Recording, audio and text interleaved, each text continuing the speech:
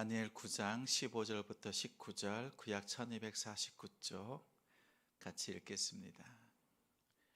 강한 손으로 주의 백성을 애굽 땅에서 인도하여 내시고 오늘과 같이 명성을 얻으신 우리 주 하나님이여, 우리는 범죄하였고 악을 행하였나이다. 주여 구하옵나니 주는 주의 공의를 따라 주의 분노를 주의 성 예루살렘 주의 거룩한 산에서 떠나게 하옵소서. 이는 우리의 죄와 우리 조상들의 죄악으로 말미암아 예루살렘과 주의 백성이 사면에 있는 자들에게 수치를 당함이니이다. 그러하온즉 우리 하나님이여, 지금 주의 종의 기도와 간구를 들으시고 주를 위하여 주의 얼굴빛을 주의 황폐한 성소에 비추시옵소서. 나의 하나님이여, 귀를 기울여 들으시며 우리를 떠나 우리의 황폐한 상황과 주의 이름으로 일컫는 성을 보옵소서. 우리가 주 앞에 간구하옵는 것은 우리의 공의를 의지하여 하는 것이 아니요 주의 큰 긍휼을 의지하여 함이니이다. 주여 들으소서. 주여 용서하소서. 주여 귀를 기울이시고 행하소서. 지체하지 마옵소서. 나의 하나님이여, 주 자신을 위하여 하시옵소서. 이는 주의 성과 주의 백성이 주의 이름으로 일컫는 바 됨이니이다. 아멘. 우리는 주의 백성입니다. 우리는 주의 백성입니다. 라는 제목으로 말씀 전하겠습니다. 아마도 여러 번 이런 질문을 받았을 것 같습니다. 이런 질문들을 곧잘 하지요. 구원 받았습니까? 이런 질문 받아보셨지요? 또 구원의 확신이 있습니까? 이런 질문도 우리는 곧잘 합니다. 우리 성도들이 등록할 때, 세가족 공부를 할 때 이런 질문들을 해요. 구원의 확신이 있는가? 이 사실이 참 중요합니다. 이렇게 구원의 확신이 있냐고 물어보면 이렇게 대답을 합니다. 기도하다가 또 말씀 듣다가 마음이 뜨거워졌습니다. 나도 모르게 눈물이 쏟아졌습니다. 하나님의 말씀이 믿어집니다. 하나님께서 십자가를 통해서 나를 구원해 주셨다라는 것이 내 마음으로, 눈물로 이렇게 체험되었습니다. 이런 고백들을 합니다. 근데 초신자 때는 이렇게 고백하는 게 맞아요. 초신자 때는 이렇게 고백하는 것이 당연합니다. 근데 가만히 돌이켜보면 우리가 믿음이 성장하잖아요. 성장하고 보면 구원이 무엇이냐, 구원의 확신이 무엇이냐라고 하면 그 고백이 좀 달라져요. 좀 성숙된 고백으로 나아갈 수 있습니다. 구원의 확신은 자신의 감정이나 자기 확신에 있지 않습니다. 내가 느낀 감정이 구원의 확신이다. 초신자 때는 말할 수 있다. 그러나 좀 성숙하면 구원의 확신이 나에게 있지 않고 하나님께 있다는 것을 알아요. 그래서 고백이 조금 더 성숙하게 달라지는 겁니다. 왜냐하면 나의 감정은 어때요? 올라갔다가 바닥을 칠 때가 있습니다. 오르락 내리락 합니다. 그렇게 확신했던 나의 그 구원의 확신, 내가 주장하고 예수님을 믿습니다 라고 했던 것도요, 환경이 달라지잖아요. 상황이 바뀌면 그토록 확신했던 그러한 확신이 흐릿해지기도 합니다. 시간이 지나면 때로는 아주 차갑게 변하기도 하지요. 그래서 자기의 감정이나 자기 확신을 통해서 구원의 확신이 있다라고 하는 것은 옅은 상태예요. 초신자 때는 그렇지요. 우리가 얼마 전에 순교자 기념관을 다녀왔잖아요. 가서 수십 명, 수백 명, 수천 명의 그 죽음, 그대 신앙의 선조들이 새겨놓았던 그들의 모습을 가만히 보면 이름을 누르니까 그 사람이 살았던 것이 나오잖아요. 근데 한결같이 뭐가 있냐면 말씀이 있어요. 자신의 감정과 자신의 확신에 차서 그 믿음을 지킨 것이 아니라 하나님께 받은 말씀, 그 말씀을 가지고 자신의 삶을 조명하고 그리고 말씀에 부합한 삶을 살았던 거예요. 그래서 우상 숭배도 거절할 수 있었고 총칼 앞에서도 생명을 내어놓으면서도 그 말씀을 지켰던 선조들의 모습이 순교자 기념관에 있었습니다. 그 현장을 돌아보면서 다시 한번 생각했어요. 내 감정, 내 확신에서 믿음 생활을 하는 것이 아니라 말씀 붙잡고 살아야 되겠구나. 그러한 믿음의 선조들의 모습을 따라가야 되겠구나. 이 사실을 다시 한번 기억했습니다. 올바른 구원의 확신이 있어요. 그 올바른 구원의 확신은 첫 번째, 구원이 무엇인지를 먼저 아는 겁니다. 죄인인 사람이 예수 그리스도의 십자가와 그 부활을 통해서 예수님의 십자가와 부활을 믿음을 통해서 하나님께서 은혜로 여겨주셔서 의롭게 여겨주셨다라는 사실을 아는 거예요. 십자가를 통해서 하나님과 나 사이에 죄가 다 무너지고 다 없어져서 하나님과 나의 관계가 통하고 있는 상태, 의롭게 된 상태인 거예요. 내가 열심히 해서가 아니라 하나님이 하신 일로 인하여서 하나님과의 관계가 새롭게 되었다라는 사실을 아는 거예요. 예수님의 십자가, 예수님의 보혈이 그렇게 우리를 만들었다라는 사실을 기억하는 겁니다. 초신자 때는 내 감정으로 구원의 확신을 고백했지만 이제는 하나님이 하신 일, 내 안에 있는 일이 아니라 하나님이 하신 일을 놓고 신앙으로 고백하는 거지요. 근데 이 구원이라고 하는 이 사건은 내가 믿든지 안 믿든지 사실입니다. 그렇죠? 내가 믿어서 생긴 일이 아니라 내가 믿지 않아도 이것은 사실이라는 겁니다. 그리고 이 사실은 변하지 않는다는 거예요.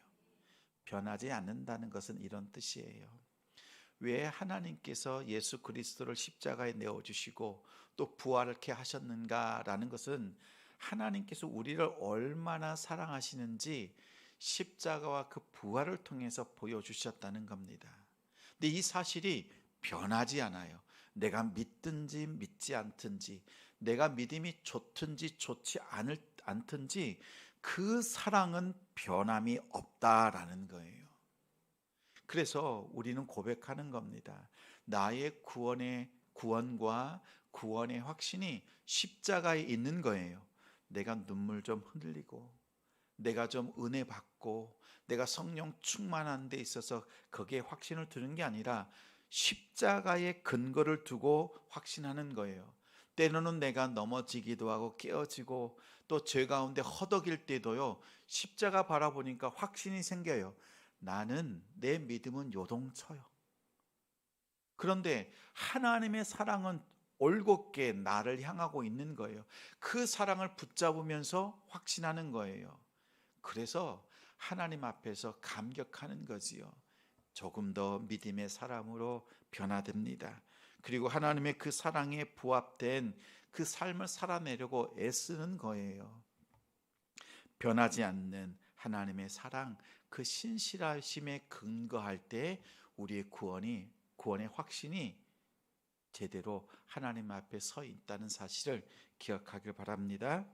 은혜 받고도 우리는 죄 가운데 허덕이는 연약한 존재입니다. 자주 흔들릴 수 있습니다. 그러나 변하지 않는 하나님의 은혜의 뿌리를 내릴 때 우리의 구원의 확신은 하나님 앞에 바르게 드려질 수 있습니다. 오늘 말씀 속에 있는 다니엘이 그랬어요. 전과 다르게 말씀 속에서 구원의 확신에 차 있습니다. 확고합니다. 오늘 9장 1절 말씀에 보니까 다리오 왕 원년의 첫 해라고 합니다. 다니엘은 바벨론 느부갓네살 왕에 의해서 끌려왔잖아요. 근데 정권이 바뀌었어요. 제국이 바뀌었어요. 끌려온 지 그의 나이 끌려올 때는 포로로 끌려올 때는 그의 나이가 10대 중반쯤으로 봅니다. 청소년이잖아요. 이제 어른이 아니에요. 그런데 끌려온 지 66년이 지나자 바벨론이 망하고 메데파사라고 하는 나라가 세워졌습니다. 그 기간이 무려 66년인 거예요. 그러면 10대 중반이었던 소년이 66년을 합치고 나니까 80년, 80대 초반의 노인이 된 겁니다. 자, 그렇게 시간이 지났어요. 근데 2절에 보니까 한 책을 발견해서 읽었는데 예레미야 선지자에게 말씀해 주신 그 말씀을 본 거예요. 하나님께서 예레미야 선지자에게 해주신 말씀이 뭐였어요? 70년 만에 예루살렘을 회복한다라고 하는 말씀이었습니다. 그 말씀이 예레미야서 25장 11절 12절 말씀이에요. 같이 읽어요. 이 모든 땅이 폐허가 되어 놀랄 일이 될 것이며 이 민족들은 70년 동안 바벨론의 왕을 섬기리라. 여호와의 말씀이니라. 70년이 끝나면 내가 바벨론의 왕과 그의 나라와 갈대아인의 땅을 그 죄악으로 말미암아 벌하여 영원히 폐허가 되게 하리라. 자, 보니까 정권이 바뀌는 거예요. 또 말씀을 보니까 70년 만에 이 바벨론 땅을 다 멸하시고 이제 예루살렘을 회복하신다는 말씀을 발견한 겁니다. 자, 바벨론으로부터 70년 만에 회복된다라고 하는 것은 크게는 두 가지로 해석할 수 있습니다. 포로로 끌려갔던 것이 605년입니다. 그리고 첫 번째 1차 포로로부터 귀환하는 것이 그 연도가 535년이에요. 그래서 포로로 사람들이 끌려가기 시작했던 첫 번째 포로로 끌려갔던 것, 그때로부터 1차 포로 귀환 때까지 가요. 딱 70년이에요. 사람을 기준해서 포로 귀환을 기준해서 보면 70년입니다. 또 어떤 해석은 뭐냐면 586년에 예루살렘 성전이 무너집니다. 그리고 다시 수룹바벨 성전이 세워진 것이 516년. 그래서 성전이 무너졌다가 다시 세워진 것도 딱 70년이에요. 그래서 학자들은 얘기합니다. 이 두 가지를 다 포함해 생각을 해요. 포로로 끌려간 것도, 예배가 무너졌다가 다시 예배를 드릴 수 있게 된 것도 70년. 그래서 이 70년 두 가지 해석이 있지만 둘 다 옳습니다. 역사적인 사실이고 하나님께서 70년 만에 포로들을 보내주셨고 성전을 다시 새롭게 하셨습니다. 근데 지금 다니엘이 바벨론으로 끌려간 지 몇 년 된 거예요? 66년. 그러면 이제 포로에서 귀환하고 성전이 다시 세워지는 그 70년이 남았는데 몇 년 남은 거예요? 4년. 하나님께서 4년 후에 70년이 되면 이제 바벨론으로부터 회복시켜 주시는 그 계획이 기록된 말씀을 본 거예요. 자, 하나님께서는 약속하신 대로 그 약속을 이루십니다. 이스라엘은 70년 만에 회복됩니다. 그때 다니엘이 어떻게 생각했을까요? 내가 가만히 있어도 하나님은 일하신다. 하나님이 약속하셨으니까 어떻게든 하나님께서 하시겠지. 이렇게 생각하지 않습니다. 다니엘은 9장 3절 4절에 이렇게 행동합니다. 같이 읽어요. 내가 금식하며 베옷을 입고 죄를 덮어쓰고 주 하나님께 기도하며 간구하기를 결심하고 내 하나님 여호와께 기도하며 자복하여 이르기를 크시고 두려워할 주 하나님, 주를 사랑하고 주의 계명을 지키는 자를 위하여 언약을 지키시고 그에게 인자를 베푸시는 이시여. 자, 보십시오. 우리가 너무나 잘 알지요. 다니엘은 이 바벨론에 끌려갔습니다. 그러나 바벨론에 물들지 않고 매일 3번씩 예루살렘 동쪽을 향하여서 하나님 앞에 기도했던 자입니다. 그의 믿음의 삶은 66년이나 변함이 없었습니다. 근데 그의 믿음이요, 이제 마지막 하나님의 놀라운 역사를 앞두고 이제는 전심전력합니다. 그 전심전력하는데 마치 마라톤의 마지막 순간이에요. 꼬린 지점이 다 왔어요. 그때 안주하지 않습니다. 하나님의 놀라운 역사가 이루어진다라고 하는 그 약속의 말씀을 보고 난 뒤에 이제 다 되었다라고 방심하지 않아요. 우리 성도들에게 권합니다. 하나님의 약속의 말씀이 있어요. 특별히 우리 가족을 위해서 또 가정을 위해서 기도하는 우리 성도들의 기도가 있지요. 우리 자녀들 또 자녀 손들이 믿음 안에 서 있기를 간절히 바라는 우리의 기도가 있습니다. 근데 하나님께서 이루시는 거예요. 다 되었어요. 나는 그때를 알지 못하지만 하나님의 때에 하나님이 이루신다라는 거예요. 그럼 우리가 어떻게 해야 돼요? 하나님이 하실 거니까 내가 방심하고 기도를 중단할 것은 아니지요. 더 열심히 하나님 앞에 기도하는 우리 성도들 되시기 바랍니다. 저는 기도하는 게 있어요. 작년에도 우리가 추석을 맞이했습니다. 하나님 올해 추석을 맞이합니다. 그런데 올해 추석은 작년에 맞이했던 추석과 다르게 우리 가족들 믿음 안에서 예배할 수 있도록 하나님 붙잡아 주시고 또 가정재단을 쌓을 수 있도록 도와주시고 한 사람의 그 기도를 통해서 하나님께서 놀랍게 역사하신 것처럼 나를 통하여 우리 자녀들, 우리 자녀 손들을 하나님 믿음의 가정으로 바꾸어 주시고 역사해 주옵소서라고 기도하길 바랍니다. 왜냐하면 하나님의 구원의 약속이 임박했다라는 사실을 신뢰하는 우리가 되길 바랍니다. 우리의 구원의 확신은 거기에 있어요. 지금 내 상황은 변함이 없고 자녀 손들이 믿음이 없을 것 같고 믿지 않을 것 같아요. 그러나 우리의 믿음은 하나님의 약속에 있잖아요. 구원하신다. 주 예수를 믿으라 그리하면 너와 내 집이 구원을 얻으리라. 이 약속 주셨잖아요. 이 약속 믿고 우리는 끝까지 마지막까지 기도하는 거예요. 저희 가정도 아버지가 평생 예수 믿지 않을 사람처럼 보였습니다. 그러나 예수 믿고 변화되었습니다. 우리 삶의 간증들이 넘쳐나요. 또 우리의 믿음을 구원의 확신을 말씀에 두고 기도할 수 있는 우리가 되기를 소망합니다. 다니엘은요, 하나님께서 분명 하실 일인데 이 일은 분명히 성취될 일인데 당연히 일어날 일이지만 내가 그 당연한 일 앞에서 내가 해야 될 일이 있다는 것을 스스로 깨달았습니다. 그래서 베옷을 입고 금식하면서 하나님 앞에 간절히 기도했던 것입니다.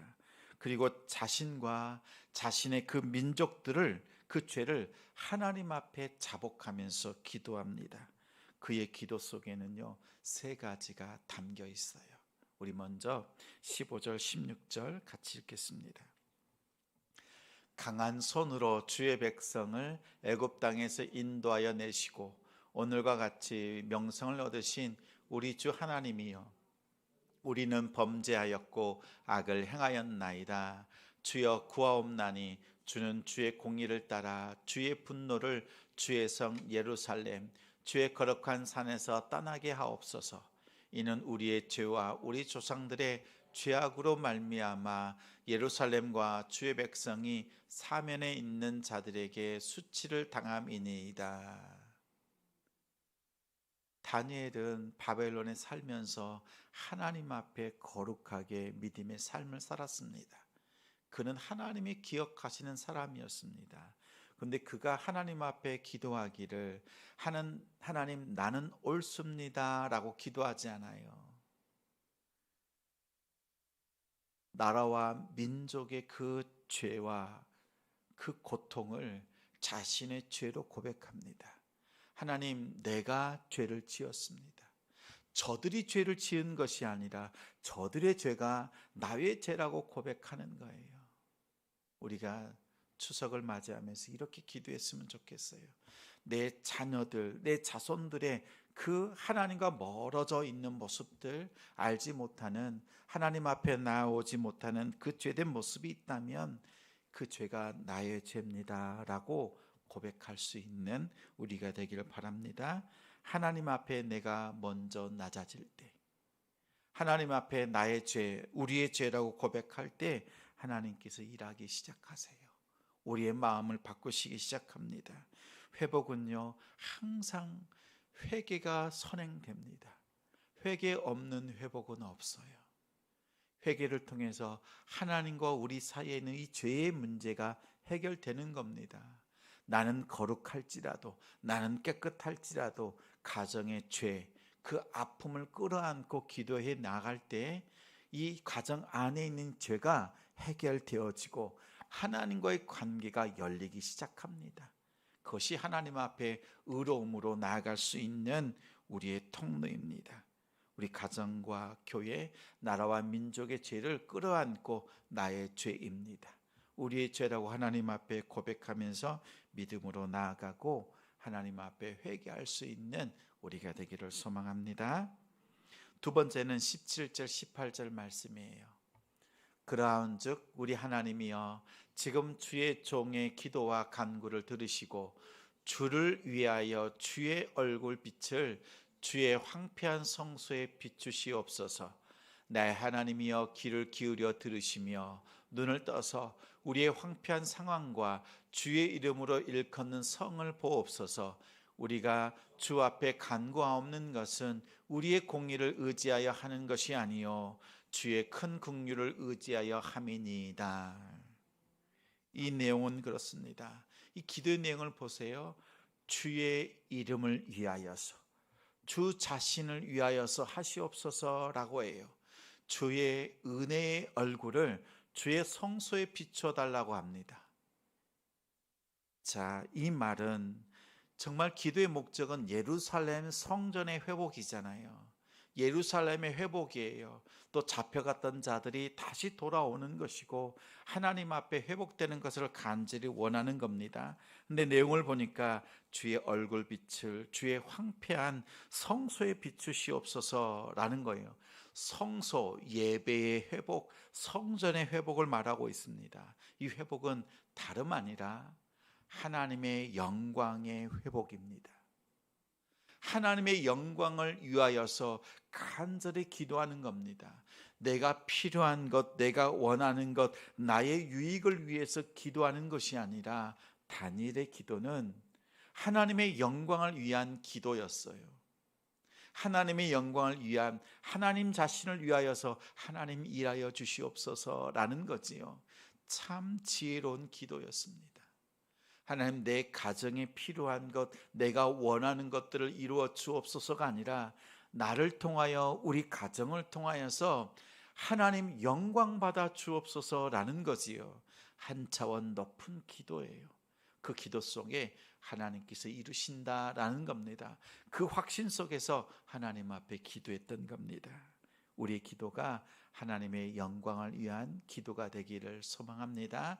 하나님께서 그 이름을 위하여서 내 삶 속에서, 우리 가정 속에서 교회를 통해서 이루신 줄 믿습니다. 세 번째는 19절입니다. 같이 읽어요. 주여 들으소서, 주여 용서하소서, 주여 귀를 기울이시고 행하소서.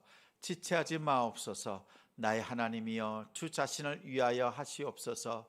이는 주의 성과 주의 백성이 주의 이름으로 일컫는 바 됨이니이다. 우리 유초등부에 1학년 친구가 있어요. 근데 어느 날 엄마에게 따지기 시작합니다. 엄마, 교회 오면 엄마가 다른 친구들, 다른 학생들, 애들의 말은 잘 들어주는데 왜 내 말은 안 들어주는 거야? 라고 하면서 막 따지는데 이렇게 얘기하는 거예요. 엄마한테. 엄마, 남의 아들은 잘 들어주면서 왜 자기 아들은 말을 안 들어줘? 막 이렇게 따지는 거죠. 근데 엄마가 말을 못하는 거예요. 근데 오늘 다니엘의 기도가 그렇습니다. 하나님, 다른 백성 보지 마시고 하나님께서 피로 값주고 사신 하나님의 백성을 돌아봐 주십시오 라고 기도하는 거예요. 하나님이 이 기도에 귀를 기울이지 않겠습니까? 하나님께서 생명으로 예수 그리스도의 생명으로 얻으신 하나님의 백성들의 그 기도 듣지 않으시겠습니까? 오늘 기도할 때 어떻게 기도하여? 주여, 주여, 주여라고 기도하잖아요. 주여 들으시옵소서. 주여 용서하여 주옵소서. 주여 행하시옵소서. 지체치 마옵소서라는 거지요. 다니엘이 하나님 앞에 주여 삼창을 부르짖으면서 간절히 기도합니다. 우리 교회에서도 주여를 3번 부르짖을 때가 있잖아요. 기억하십시오. 주님은 듣고 계십니다. 이미 용서하셨습니다. 주님은 행하고 계십니다. 하나님 지체치 마시옵소서. 주께서 약속하신 70년 그 회복의 때를, 그 은혜의 해를 활짝 열어 주시옵소서라고 간절히 기도하고 있습니다. 근데 그 기도의 내용이 뭐예요? 우리가 주의 백성입니다. 주님께서 우리를 구원하셨잖아요. 예수 그리스도의 피로 사신 하나님의 백성입니다. 주여 우리를 기억하여 주시고 우리를 구원의 자리로 붙들어 주시옵소서라고 간절히 기도했던 것입니다. 이 기도에 하나님은 역사하십니다. 때론 우리의 연약함 속에서 하나님 앞에 부르짖을 때, 우리가 죄 가운데 부르짖을 때 하나님이 보이지 않고 하나님이 멀리 있는 것처럼 우리가 느낄 때 있지만 결코 그렇지 않습니다. 하나님은 우리의 아픔의 그 현장 속, 그 고통의 현장 속에서 같이 하고 계시다는 사실을 기억하시고 우리를 가장 복되고 선한 길로 인도하신다는 사실을 기억하며 기도하기를 바랍니다. 오늘 말씀 속에서 3가지 기억하십시오. 우리의 구원의 확신은 하나님의 약속의 말씀에 있습니다. 그 약속의 말씀을 믿는 자라면 하나님 앞에 먼저 회개하는가, 죄를 인정함으로 나아가야 합니다. 나는 믿음 가운데 굳게 서 있을지라도 우리 자녀와 자녀손들, 다음 세대의 그 아픔들, 죄악들을 끌어안고 하나님 앞에 먼저 회개합시다. 나의 죄라고 여기고 우리의 죄라고 하나님 앞에 고백하며 나아가길 원합니다. 또한 2번째 기도할 것은 하나님의 영광을 위해서 기도하십시오. 우리의 이 회복을 통하여서 하나님이 영광 받으시도록, 우리 가정을 통하여서 하나님이 영광 받으시도록, 3번째는 내가 하나님 백성 되었음을 고백하면서 하나님 앞에 끈질기게 기도할 수 있는 우리 되기를 소망합니다. 하나님 앞에 이 기도로 나아갈 때 하나님께서 이루시는 놀라운 은혜를 경험하는 우리 성도들 가정이 되는 줄 믿습니다. 하나님께서 함께 하심을 믿습니다.